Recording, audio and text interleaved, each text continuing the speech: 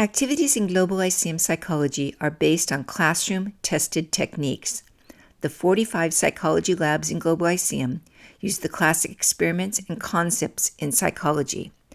About half involve the student as a subject or observer in the experiment or concept, and about half involve the student as a critic or analyst of the experiment or concept. All 45 Globalyceum psychology activities have a context-building discussion and a choice from 5 different assessment types. Analyze the evidence, writing assignment, an opinion poll, and a 5-point quiz poll. Instructors can make these 3 available to students by unhiding over here with this icon, the item. In Analyze the Evidence, the activities include an analytical question and a writing assignment. You can also drag over from our test banks activity quizzes and critical thinking quizzes that go with these various experiments. You also have the option of creating your own analytical question for students with a short answer quiz. Go into the activity and use either the background or discussion and hide everything else. So I'll hide this. Then go over to Activities and Resources. In the assessment area, create a short answer quiz. It will save into one of these folders. And here you see where it has been saved, the little Albert short answer quiz, and then you drag and drop it over.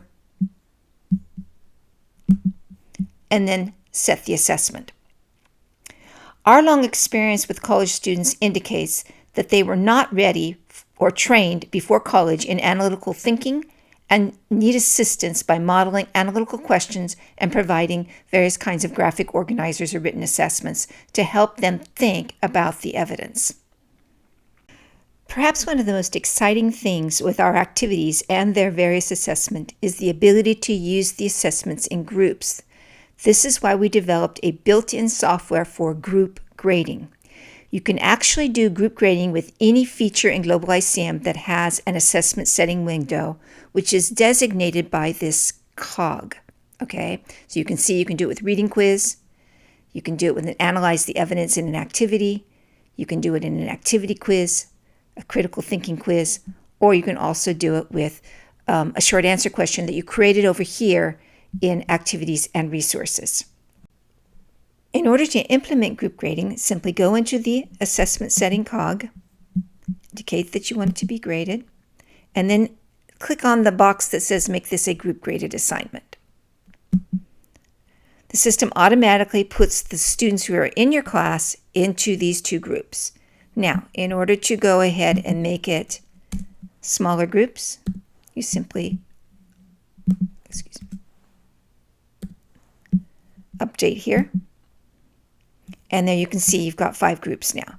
This is a holding pin for students. You know, you have those students who go and they can't figure out whether you're in their class or out of your class. You can always stick them down here. You keep them in the system, but you don't delete them. They do not get grades if they're in this holding pin. The student who's the first in each one of the lists is the group leader. This is the person who actually types up the answer and then submits it to you for the entire group. The other students in the group can see the assignment, but they cannot submit.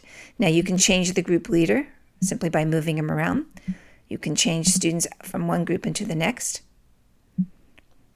and then back. Our Easy Grader works well with group grading. Here you'll see that there's a group grading icon to indicate that this activity has a group graded assignment. You come over here to the Easy Grader icon, you click on it, then you come up here and you look for the various groups. Here's group 5, I'm demonstrating, and you'll see here's the group leader, Tatiana, and then the other 2 participants in that group. But you also receive information about a student who was not there that day or did not participate in the group, so you know who participated and who did not. You can come down here, you see the assignment, you go and you can drag and drop over comments, you can click on the submission of the student and make a comment, and then you can come in here and you can make, let's give it 8 points to the students.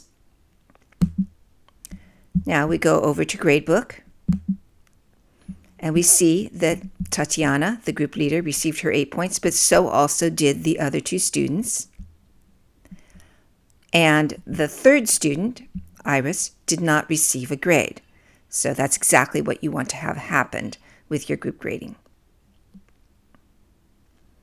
Our group grading software can be used in conjunction with the breakout sessions feature in Zoom and other e-conference technologies for online classes that really need more of this interaction.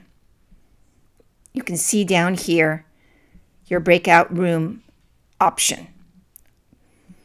Ask our faculty support for a further explanation of the easiest way to set this up between Globalyceum and Zoom.